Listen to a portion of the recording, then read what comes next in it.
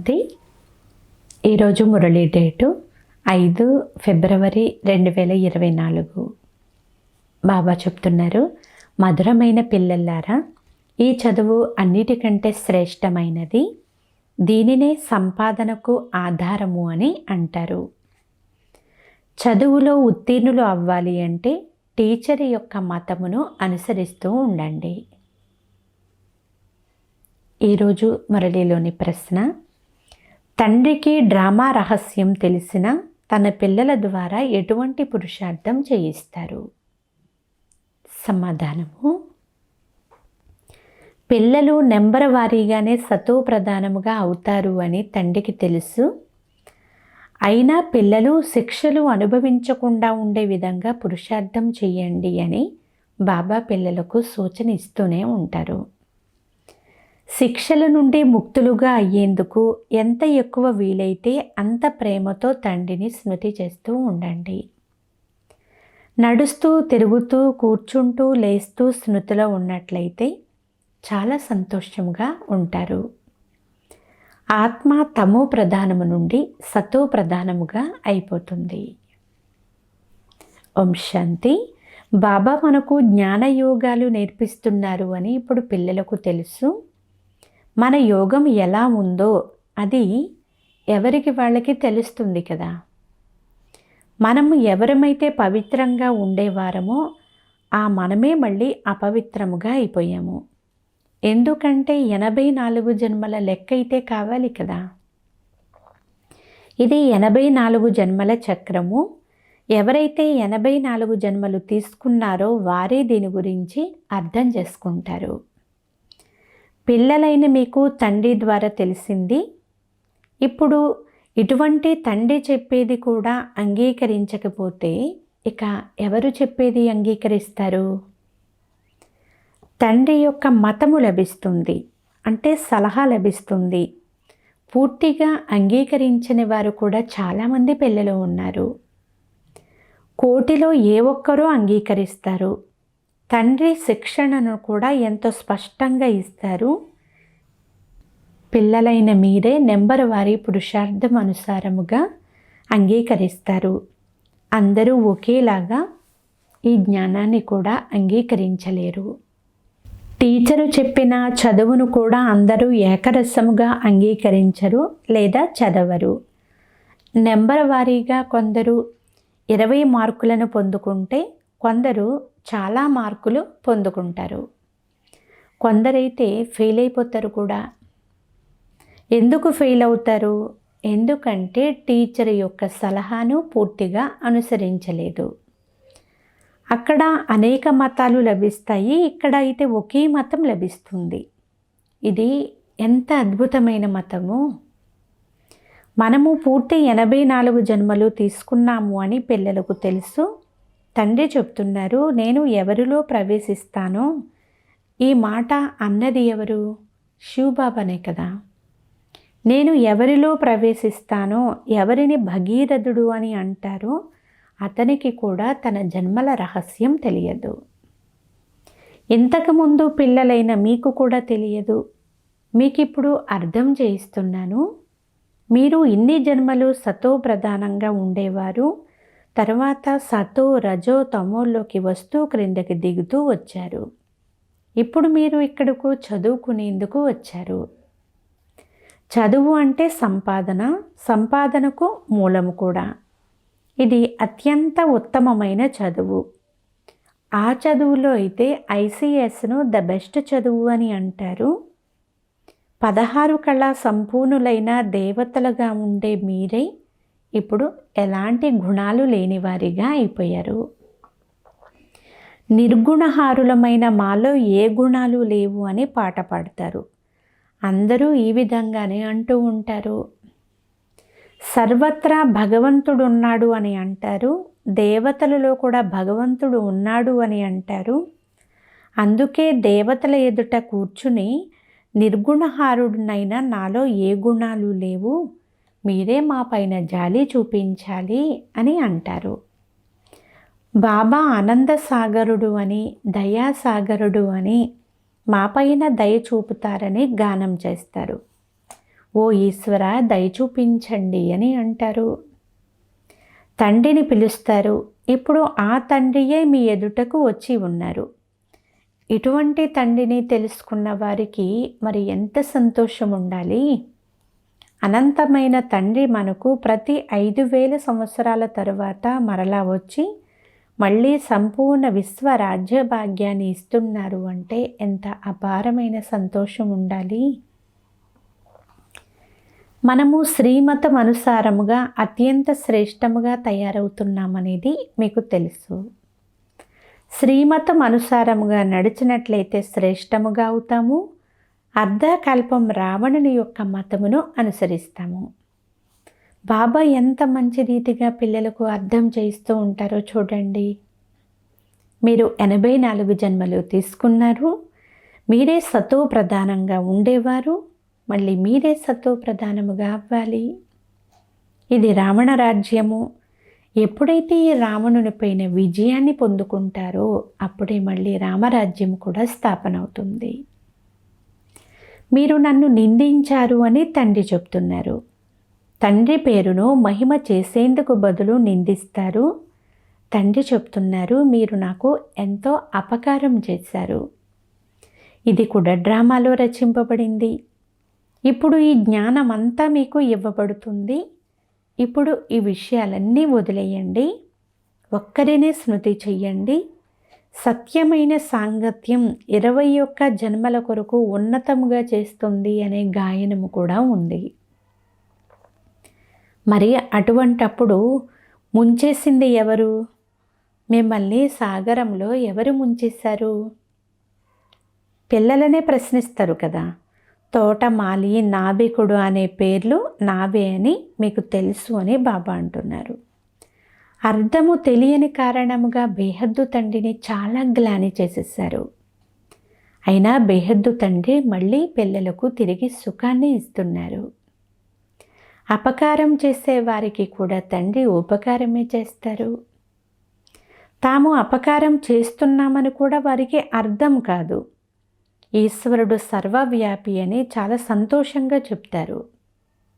ఇప్పుడు ఇలా అయితే అంటే సర్వవ్యాపి అయితే కానే కాదు, ప్రతి ఒక్కరికి కూడా తమ తమ పాత్ర లభించి ఉంది. దేవీ దేవతల రాజ్యం ఉన్నప్పుడు ఇతర ఏ రాజ్యము కూడా ఉండేది కాదు. భారతదేశం సతో ప్రధానంగా ఉండేది. ఇప్పుడు చూడండి తమో ప్రధానం అయిపోయింది. ప్రపంచాన్ని సతో ప్రధానముగా చేసేందుకే తండ్రి వస్తారు. ఇది కూడా పిల్లలైన మీకు మాత్రమే తెలుసు. ఒకవేళ ప్రపంచానికి అంతటికీ తెలిస్తే ఇక్కడకు చదువుకునేందుకు ఎలా వస్తారు? అందుకే పిల్లలైన మీకు అపారమైన సంతోషం ఉండాలి. సంతోషం వంటి ఆహారం లేదు, సంతోషం వంటి ఔషధం లేదు అని అంటారు. సత్యయుగంలో మీరు చాలా సంతోషముగా ఉంటారు. దేవతల ఆహార పానీయాలు మొదలైనవి చాలా సూక్ష్మంగా ఉంటాయి. చాలా సంతోషం ఉంటుంది. ఇప్పుడు మీకు సంతోషం లభిస్తుంది. మనము సతో ప్రధానంగా ఉండేవాళ్ళము అనే విషయాన్ని కూడా తెలుసుకున్నారు. ఇప్పుడు మళ్ళీ బాబా మనకు ఇటువంటి ఫస్ట్ క్లాస్ యుక్తిని తెలియచేస్తున్నారు. గీతలో కూడా మొట్టమొదటి పదము మన్మనాభవ. ఇది గీతా అధ్యాయము కదా. గీతలో కృష్ణుని పేరు వేసి అంతా తెకమక పడేటట్లు చేసేశారు. అది భక్తి మార్గము. తండ్రి కూడా జ్ఞానాన్ని అర్థం చేయిస్తారు. ఇందులో గొడవల యొక్క విషయం ఏది లేదు. కేవలం తమో ప్రధానము నుండి సతో ప్రధానముగా అవ్వాలి. ఇది తమో ప్రధాన ప్రపంచము. కలియుగంలో చూడండి మనుషులకు ఎలాంటి గతి పట్టి ఉందో. లెక్కలేనంతమంది మనుషులు పెరిగిపోయారు. సత్యయుగంలో ఒకే ధర్మము, ఒకే భాష మరియు ఒకే కొడుకు ఉంటాడు. ఒకే రాజ్యము లభిస్తుంది. ఇది తయారైన డ్రామా. కనుక ఒకటేమో సృష్టి చక్ర జ్ఞానము, రెండవది యోగము. జ్ఞానదుర్య మరియు హోలీ రెండు ముఖ్యమైనటువంటి విషయాలను అర్థం చేయిస్తారు. ఈ సమయము అందరిది తమో ప్రధానమైన శిథిలావస్థ. వినాశనం ఎదురుగా నిల్చుని ఉంది. ఇప్పుడు తండ్రి చెప్తున్నారు, మమ్మల్ని పావనంగా చేసేందుకు మీరు రండి అని నన్ను పిలిచారు. మీరు పతితులుగా అయిపోయారు. పతిత పావనుడు అని శివబాబానే అంటారు. ఇప్పుడు నాతో యోగం జోడించండి, నన్ను ఒక్కరినే స్మృతి చెయ్యండి, నేను మీకు అంత సత్యమునే తెలియచేస్తాను అని బాబా అంటున్నారు. మీరు మిగిలిన జన్మ జన్మాంతరాలు అసత్యంగా అవుతూ వచ్చారు. సతో ప్రధానము నుండి తమో ప్రధానముగా అవుతూ వచ్చారు. తండ్రి పిల్లలతో మాట్లాడుతున్నారు, మధురమైన పిల్లల్లారా, ఇప్పుడు మీ ఆత్మ తమో ప్రధానముగా అయింది. ఎవరు తయారు చేశారు? 5 వికారాలు. మనుషులైతే ఎన్ని ప్రశ్నలు అడుగుతారు అంటే తలంతా పాడు చేసేస్తారు. శాస్త్రాల గురించి పరస్పరంలో వాదులాడుకుంటూ ఉంటారు. ఒకరు మరొకరి పైన కర్రలు కూడా విసురుకుంటారు. ఎక్కడైతే తండ్రి మిమ్మల్ని పతితుల నుండి పావనంగా తయారు చేస్తారు, ఇందులో శాస్త్రాలు ఏం చేస్తాయి? పావనముగా అవ్వాలి కదా. కలియుగం తర్వాత మళ్ళీ సతయుగం తప్పకుండా వస్తుంది. సతో ప్రధానముగా కూడా తప్పకుండా అవ్వాల్సిందే. తండ్రి చెప్తున్నారు, స్వయాన్ని ఆత్మగా భావించండి. మీ ఆత్మ తమో ప్రధానముగా తయారయ్యింది కనుక శరీరం కూడా తమో ప్రధానమైనదే లభిస్తుంది. బంగారము ఎన్ని క్యారెట్లది ఉంటుందో ఆభరణం కూడా అటువంటిదే కదా తయారవుతుంది. మిశ్రమం కూడా కలుస్తుంది కదా. ఇప్పుడు మీరు 24 క్యారెట్ల బంగారముగా తయారు కావాలి. దేహి అభిమాని భవ. దేహాభిమానంలో వచ్చినట్లయితే మీరు చీచీగా అయిపోతారు. ఏమాత్రం ఖుషి లేకుండా అయిపోతుంది. రోగాలు జబ్బులు అన్నీ ఉన్నాయి. ఇప్పుడు పతిత పావనుడను నేనే, మీరు నన్ను పిలిచారు. అయితే నేను ఏ సాధు సత్పురుషుడిని కాదు. ఎవరైనా వచ్చినప్పుడు వారు గురూజీ దర్శనం కావాలి అని అంటారు. వారికి ఇక్కడ గురూజీ ఎవ్వరూ లేరు, ఇక దర్శనం ద్వారా ఏమాత్రం లాభం లేదు అని చెప్పండి. తండ్రి ప్రతి విషయాన్ని సహజముగా అర్థం చేయిస్తారు. ఎంతెంతగా స్మృతి చేస్తారో అంతా తమో ప్రధానము నుండి సతో ప్రధానముగా తయారవుతూ ఉంటారు. మళ్ళీ దేవతలుగా అవుతారు. మీరు ఇక్కడికి మళ్ళీ దేవతలుగా సతో ప్రధానముగా అయ్యేందుకు వచ్చారు. తండ్రి చెప్తున్నారు, నన్ను స్మృతి చేయడం ద్వారా మీలోని తుప్పు వదిలిపోతుంది. సతో ప్రధానముగా అవుతారు. పురుషార్థం ద్వారానే కదా అవుతారు. కూర్చుంటూ లేస్తూ నడుస్తూ తండ్రిని స్మృతి చెయ్యండి. స్నానం చేస్తూ కూడా తండ్రిని స్మృతి చెయ్యలేరా? స్వయాన్ని ఆత్మగా భావించి తండ్రిని స్మృతి చేస్తూ ఉన్నట్లయితే తుప్పు వదిలిపోతూ ఉంటుంది. సంతోషపు పాదరస మట్టం పెరుగుతుంది. మీకు ఎంత ధనమునిస్తాను? మీరు ఇక్కడికి విశ్వాధిపతులుగా అయ్యేందుకే వచ్చారు. అక్కడ మీరు బంగారు మహళ్ళు కట్టుకుంటారు. ఎన్ని వజ్ర వైడూర్యాలు ఉంటాయి. భక్తిలో ఏ మందిరాలు నిర్మిస్తారో వాటిలో ఎన్నో వజ్ర వైడూర్యాలు ఉంటాయి. అనేక మంది రాజులు మందిరాలను నిర్మిస్తారు. అన్ని వజ్రాలు, అంత బంగారం ఎక్కడి నుండి వస్తుంది? ఇప్పుడైతే లేనే లేవు. చక్రం ఎలా తిరుగుతుందో ఈ నాటకమును కూడా మీరు చాలా బాగా తెలుసుకున్నారు. ఇది కూడా ఎవరు అధికంగా భక్తి చేస్తారో వారి బుద్ధిలోనే ఈ జ్ఞానం యొక్క విషయాలన్నీ కూర్చుంటాయి. నెంబర్ వారీగానే అర్థం చేసుకుంటారు. ఎవరు అధికంగా సేవ చేస్తారో తెలుస్తుంది. చాలా ఖుషీగా ఉంటారు. అలాగే యోగంలో కూడా ఉంటారు. ఈ అవస్థ చివరిలో తయారవుతుంది. యోగం తప్పకుండా అవసరము. సతో ప్రధానముగా తయారు కావాలి. తండ్రి వచ్చి ఉన్నారు కనుక వారి నుండి ఆస్తిని తీసుకోవాలి.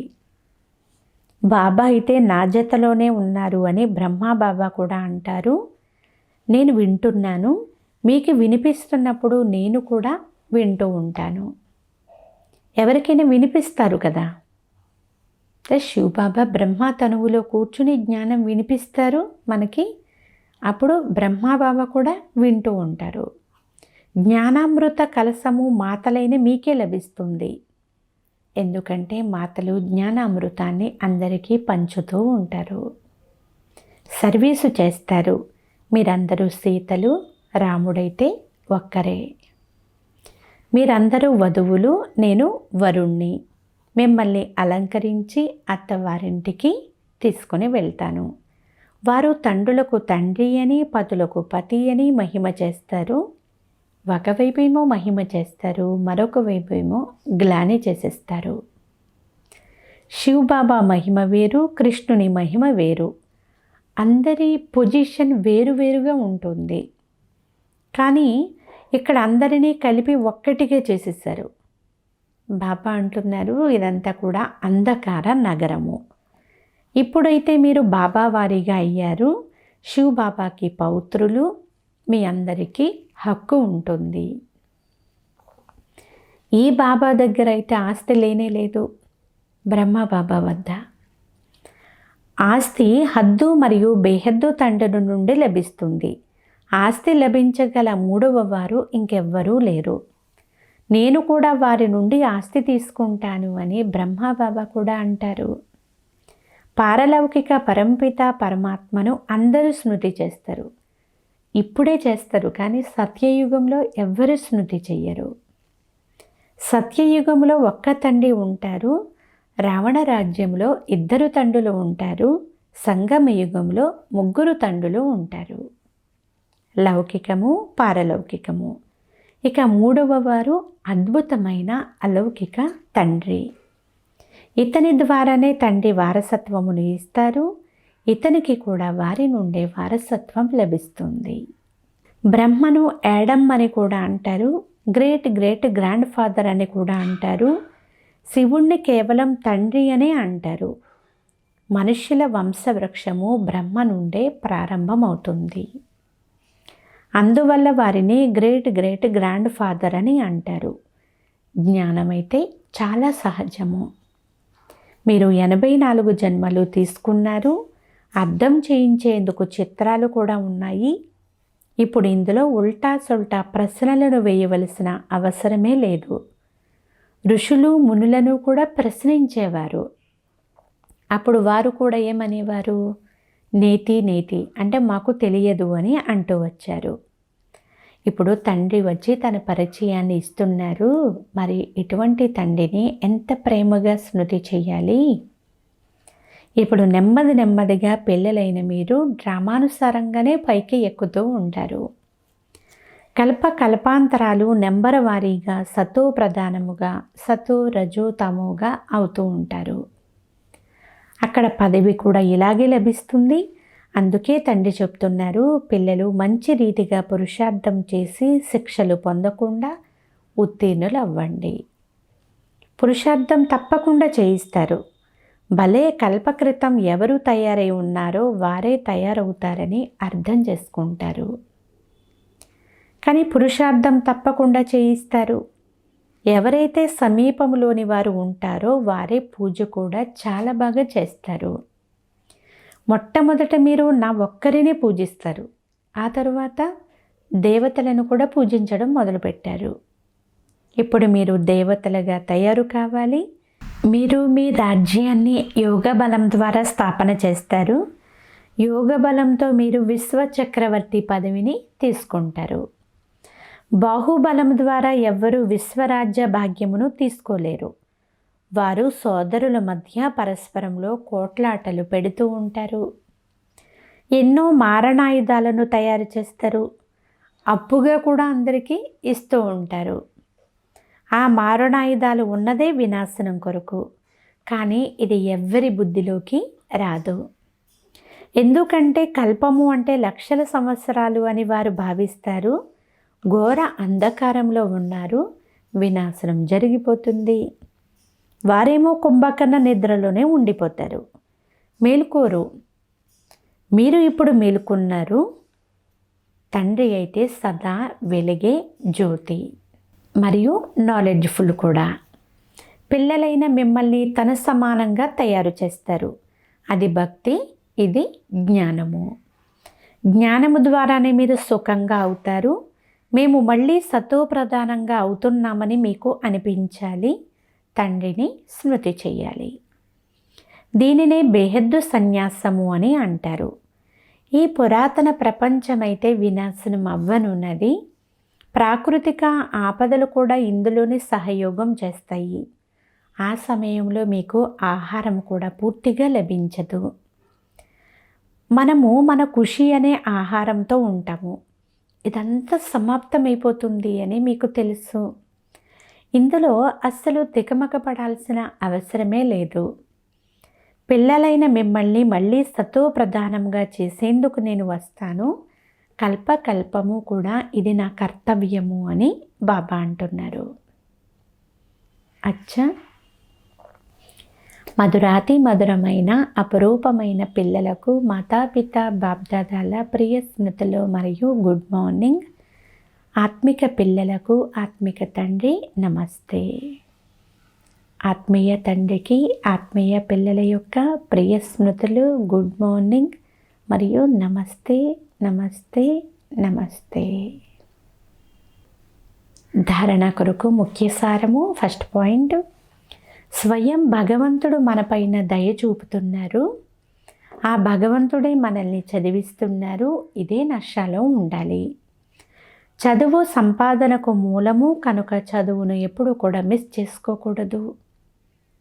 సెకండ్ పాయింట్, అపారమైన సంతోషాన్ని అనుభవం చేసి ఇతరులకు చేయించాలి. నడుస్తూ తిరుగుతూ దేహీ అభిమానులుగా అయి తండ్రి స్మృతిలో ఉంటూ ఆత్మను సతోప్రధానముగా చేసుకోవాలి. వరదానము, సమయానుసారము ప్రతి శక్తిని ప్రాక్టికల్ స్వరూపంలో అనుభవం చేసే మాస్టర్ సర్వశక్తివాన్ భవ. సారాంశము, మాస్టర్ అనగా ఏ శక్తిని ఏ సమయంలో ఆహ్వానం చేస్తారో ఆ శక్తి అదే సమయంలో ప్రాక్టికల్ స్వరూపంలో అనుభవం అవ్వాలి. ఆజ్ఞాపిస్తూనే హాజరవ్వాలి. అలా కాకుండా సహన శక్తిని ఆజ్ఞాపిస్తే ఎదుర్కొనే శక్తి వస్తే వారిని మాస్టర్ అని అనరు. కనుక ఏ సమయంలో ఏ శక్తి అవసరమో ఆ సమయంలో అదే శక్తి కార్యంలోకి వస్తుందా? ఇలా మీరు ప్రయత్నించి చూడండి. 1 సెకండు వ్యత్యాసం వచ్చినా గెలుపుకు బదులుగా మీరు ఓడిపోతారు. స్లోగన్, బుద్ధిలో ఎంత ఈశ్వరీయ నశ ఉంటుందో కర్మలో అంతే నమ్రత కూడా ఉండాలి. అచ్చా, ఓం శాంతి.